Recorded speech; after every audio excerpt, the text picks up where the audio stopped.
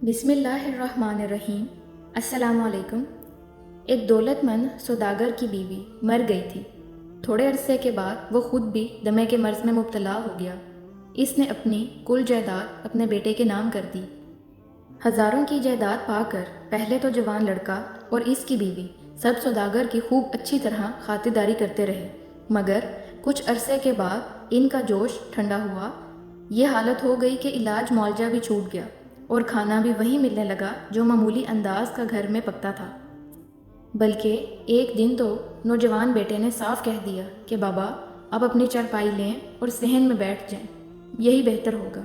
हर वक्त खांसते रहते हैं, बच्चों में बीमारियां फैलने का अंदेशा है। बीमार बाप के पास सब्र और शुक्र के अलावा कोई चारा न था। इसने कहा, मुझे तो उज़र नहीं, मगर एक कंबल ओढ़ने को चाहिए कि अभी सर्दी बाकी है। नौजवान ने अपने बेटे से कहा, गाय को ओढ़ने वाला कंबल ले आओ। लड़का जल्दी से कंबल उठा लाया और दादा से कहा कि आधा कंबल मुझे वापस दे दें। दादा बोले, बेटा, आधे कंबल से सर्दी क्या जाएगी। बाप ने बेटे से कहा, दादा को सारा ही कंबल दे दो। इस पर छोटे लड़के ने बाप को मुखातिब करके जवाब दिया, घर में ऐसा कंबल तो एक ही है, अगर सारा दादा को दे दिया तो जब आप बूढ़े और बीमार होकर सहन में चारपाई बिछाएंगे तो आपको क्या दूंगा।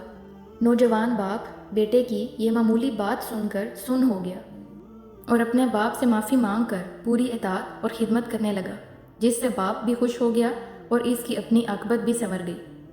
हजूर नबी अकरम सल्लल्लाहु अलैहि वसल्लम ने एक मरतबा हज़रत उमर बिन खिताब रज़ी अल्लाह अन्हा से कहा, अपने बाप की फरमाबरदारी करो जब तक वो हयात हैं और किसी हाल में इनकी नाफरमानी ना करो।